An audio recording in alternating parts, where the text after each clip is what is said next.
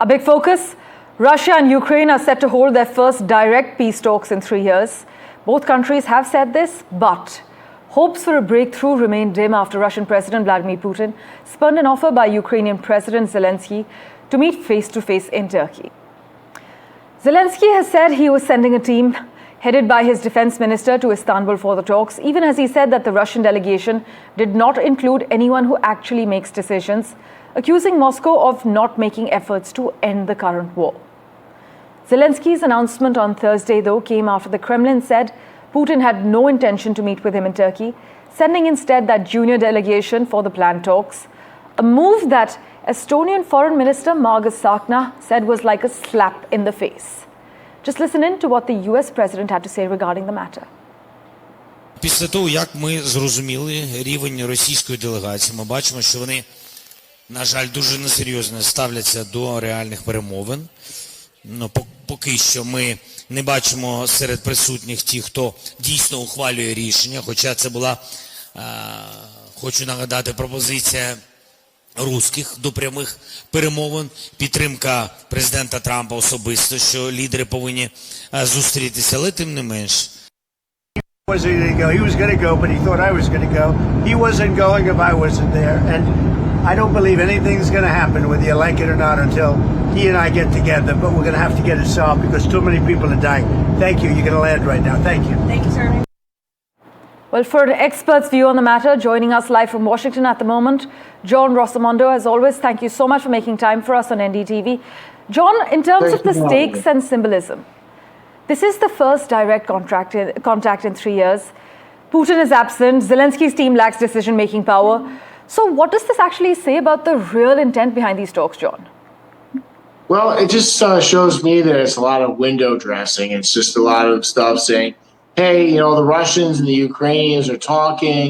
However, when you don't have anybody who makes decisions in the room to do anything or do any of the heavy lifting, it just shows that these so-called peace talks are nothing but symbolism. Right. And in terms of what we've just heard the US president say, that nothing is going to happen unless he and Putin meet, how do you think this personalization of diplomacy actually affects the credibility of peace-building efforts? Well, I think that it brings to the top. I mean, one thing about Donald Trump is he believes in personal relationships to make deals, which is something that he learned in his years as a real estate developer and as a businessman. Right. And you saw in his first term where he reached out to Kim Jong-un, the dictator of North Korea. I think that President Trump believes that he has the charisma and the ability to persuade Vladimir Putin to make concessions. Right. However, if you look at the facts on the ground, Putin seems unwilling to make anything short of disarming Ukraine. Yes. And the acknowledgement that Russia has won the war. Meanwhile, Zelensky has described the talks as a step towards de-escalation, but also accused Russia of lacking sincerity. What do you have to say about this dual messaging? Is it a strategic move to maintain Western support? Well, I think that Zelensky just has to look at reality. I mean, he's just talking like it is. Right. Vladimir Putin has zero interest in peace. I mean, he's shown that in his refusal to have largely symbolic ceasefires, and in his refusal to stop the war in the name of peace. So I think that this is something par for the course.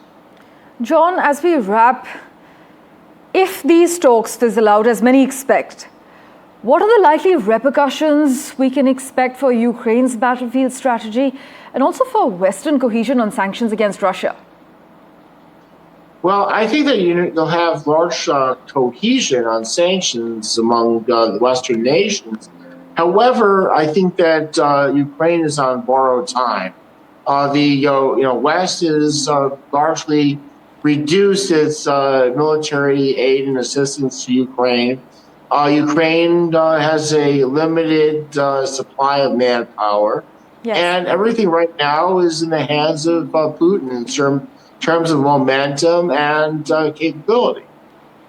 Well, we'll keep a close eye on all the developments as far as Turkey and the peace talks are concerned. John, as always, thank you so much for making time for us and joining us with your views. Thank you. Meanwhile, the other big story we're tracking, the India-US trade talks. The Commerce Ministry says that they are progressing well. With this, as a team from India, led by Commerce and Industries Minister Piyush Goyal, will be going to Washington for further discussions. Piyush Goyal will lead the team of senior Indian officials to Washington for discussions on the agreement starting May 17th, and meetings with the US Trade Representative Jamieson Greer and US Commerce Secretary Howard Lutnick are on the cards. But you need to note that the talks come against the backdrop of both our countries exploring the possibility of an interim trade arrangement in goods to secure early mutual wins ahead of finalizing the first phase of the trade agreement by fall, which is September-October this year. Just listen in to what our External Affairs Minister Dr. Jaishankar had to say regarding US-India trade talks.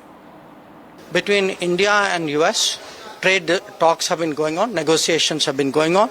In fact, we have, I think a team is just going at this point. These are very complicated negotiations. They are very intricate. Nothing is decided till everything is. But any trade deal has to be mutually beneficial. Any trade deal has to work for both the countries. And I think that would be our expectation from the trade deal. My colleague Rishabh Bhatnagar has been tracking all the latest details for us. He joins us live at the moment. Rishabh, what details can you disclose regarding India's 4-day trade talks in the US? Right, Parmeshwar, what we're hearing is the fact that the Commerce Minister Piyush Goyal is set to meet the USTR, the US Trade Representative Jamieson Greer, US Commerce Secretary Howard Lutnick, he's the counterpart for the Commerce Minister in the US. Two important contextual points under which this visit by Minister Goyal comes.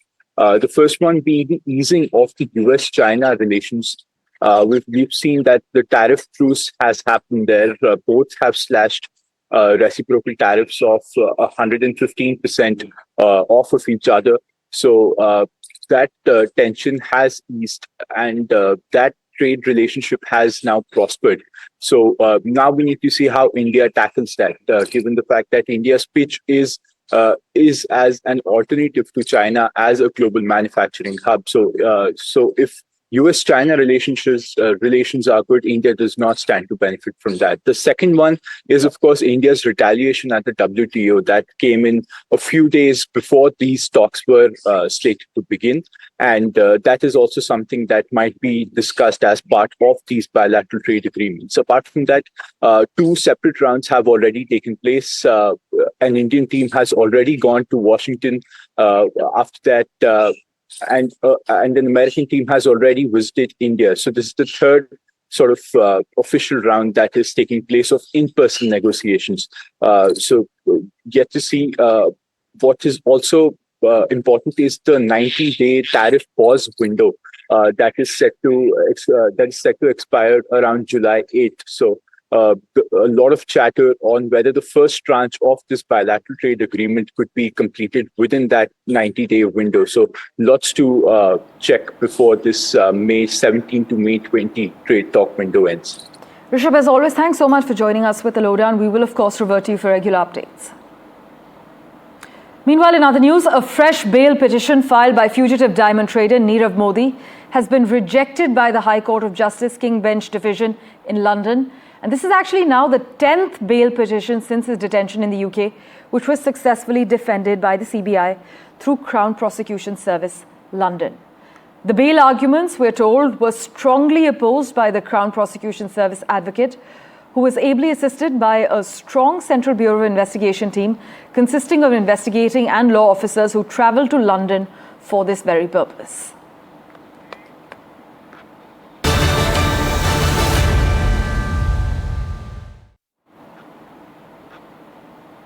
With that, let's turn our attention now to the US President's Gulf tour.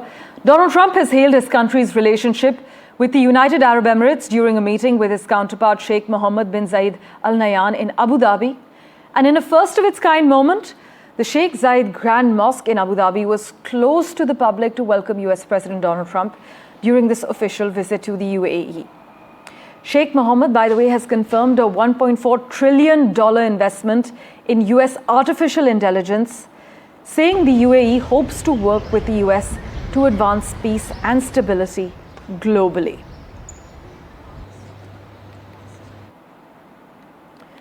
Meanwhile, I must also inform you about the nuclear deal. Well, the US says they are on the brink of finalizing a nuclear deal with Iran, the details of which the White House has not disclosed. And you probably read today the story about Iran has sort of agreed to the terms. They're not going to make, I call it in a friendly way, nuclear dust. We're not going to be making any nuclear dust in Iran. And we've been strong. I want them to succeed. I want them to end up being a great country, frankly, but they can't have a nuclear weapon. That's the only thing. It's very simple. It's not like I have to give you 30 pages worth of details. There's only one sentence: they can't have a nuclear weapon. And joining us for further clarity on the matter, Arab and Middle East expert James Bowden. James, always a pleasure to have you on our show. We've just heard Donald Trump claiming the US and Iran are nearing a nuclear deal.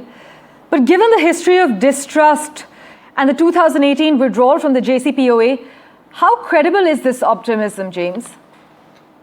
I don't think it's very credible, and we have to realize that there appear to be two different factions, even within the Iranian government, that are struggling for control. It was announced late last night that the Iranians were willing to get rid of highly enriched uranium. They were looking to cap enrichment and also subject themselves to inspections. Then early today, the Iranian foreign minister came out and said, no, we are not going to cap any enrichment. We're not going to limit ourselves, and we're going to pursue an aggressive policy. We're going to have complete open door. So we're seeing a lot of different shifting positions. We've got President Trump, who is shifting by the day on his own. And then we have the Iranians who appear to be in this power struggle. So I'm not very confident that we are really close to a deal. And I think that it's going to take some more substantial moves before we can get to that point. Right. Meanwhile, Qatar, James, has emerged again as a key mediator. How has Doha positioned itself as a trusted go-between for Washington and Tehran, and what does it actually stand to gain at the moment? Well, Qatar has long served as a go-between for the United States, and they do have good connections with a lot of different parties. You'll remember that in 2016, I believe it was, or 2017, they were Saudi Arabia tried to eject them from the region because of their strong ties to Iran. And so they're plugged in. A lot of people see them as the big peacemakers and deal makers in the region. And so the United States has wisely tapped into that source. And I think that we have seen that policy bear a lot of fruit. Well, Iran's president Pezeshkian has called the US the source of regional instability, while Trump has called Iran the most destructive force. We'll keep a close eye on how such rhetoric also plays in shaping real negotiations. But thank you so much, James, as always, for making time for us and joining us on NDTV. It's my pleasure. And amid the backlash in India over Turkey's support for Pakistan in the India-Pakistan conflict, India's aviation security regulator, the Bureau of Civil Aviation Security, has revoked the security clearance of an Indian arm, Chelabi Airport Services India of Turkey headquartered airport ground handling major Chelabi Aviation Holding, in the interest of national security, and this is with immediate effect.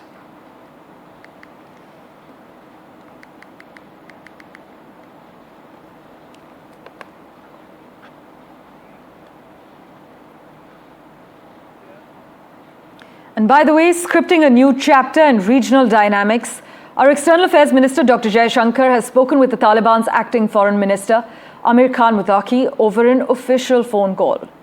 I'll tell you why this call assumes significance.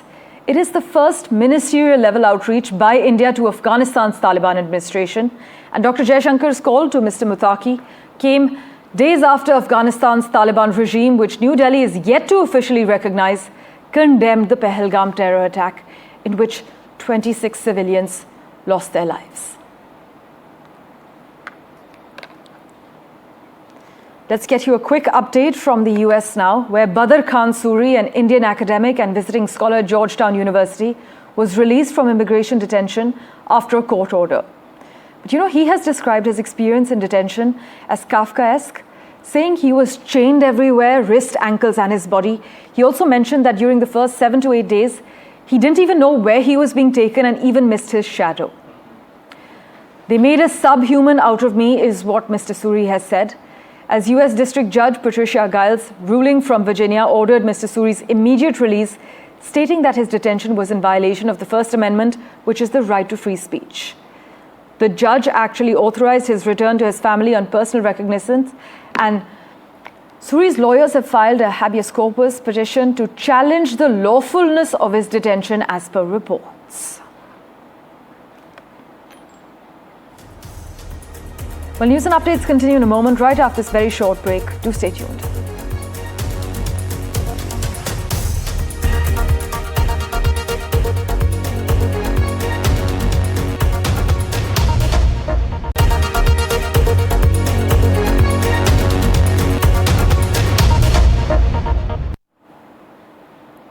The other crucial headline we're tracking: India and Pakistan have decided to continue the confidence-building measures to reduce the alertness level on the border. This is what the Indian Army has confirmed. Nazir Masoodi has been tracking all the finer developments for us from Ground Zero. He joins us over the phone line this morning.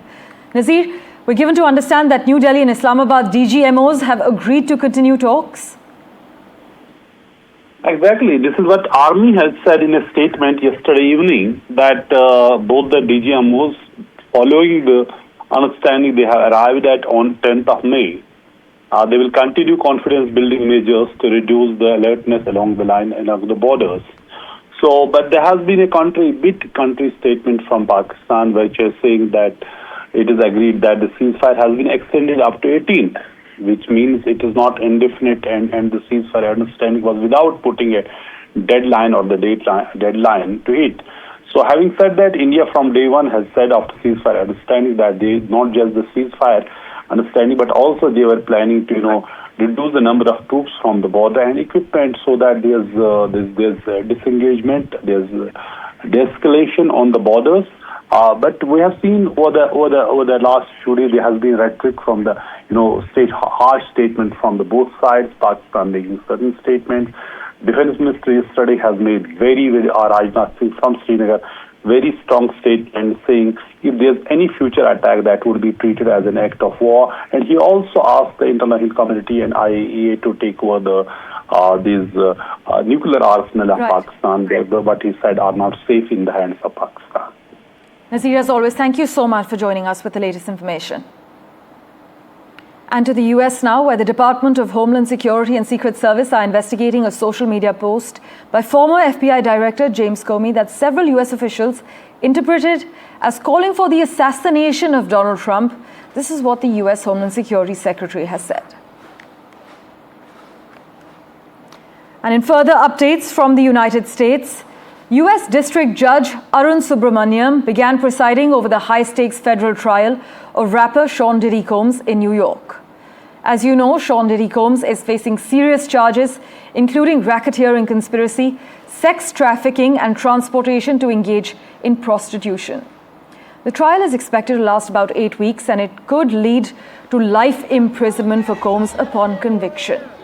You must note that the Indian origin judge, Mr. Subramaniam, appointed by former President Joe Biden in 2022, also oversaw the jury selection process in this case.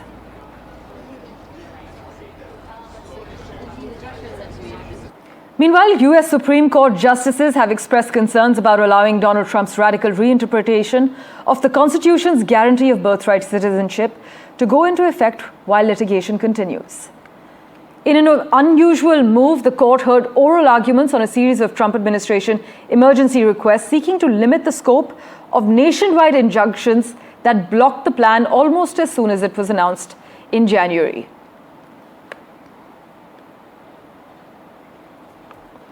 And finally, if you are building the future of clean energy or climate science, the UAE is ready to roll out the green carpet for a decade for you. The UAE's Blue Visa is calling everyone, including Indians, who are shaping a sustainable future, and 10 years of residency is also included. We did an explainer earlier to break down the details for you. Listen in. The Blue Visa, the UAE's boldest, most sustainability-charged immigration move yet. It's not a sci-fi concept, it's happening now. And yes, Indians can apply. And if you've been doing cutting-edge work in climate change, clean energy or sustainability, you might just be Dubai bound for a decade. Now think of it as the VIP lounger visas reserved for climate warriors and clean energy crusaders. Launched officially in 2025, the Blue Visa gives eligible individuals 6 months to live in the UAE, explore opportunities, and if you're the real deal, transition into a full 10-year residency. Yes, a decades-long visa for being good to the planet. But let me just tell you who's eligible. Not just anyone who's planted a tree or recycled a bottle, but the UAE is rolling out the green carpet for scientists and researchers with global credibility, investors and entrepreneurs in green tech, clean energy and climate resilience, and specialists working in environment-linked organizations, whether it's private or government. You see, it's part of the UAE's push to become the world's green business hub. ICYMI 2024 was their second consecutive year of sustainability, and yes, they're quite serious about this. Also, you don't need to be in the UAE to start the process and apply for this visa. As of the 13th of May 2025, the doors are wide open. All you need is a valid passport, a recent photograph, and your proof of environmental contributions. But then how is it different from the Golden Visa? Well, the Golden Visa was the UAE's flagship Invite the Best Minds project. But the Blue Visa has a specific mission: environmental impact. But if you do dig a little deeper, you'll realize that the UAE knows optics. This isn't just about saving the planet, it's about positioning the UAE as a green tech magnet, boosting economic diversification post-oil, and soft power branding ahead of future COP summits. But with this, it's clear that the UAE isn't just looking for tourists anymore, it's looking for change makers. And your next trip to Dubai might just be the beginning of your decade-long climate mission.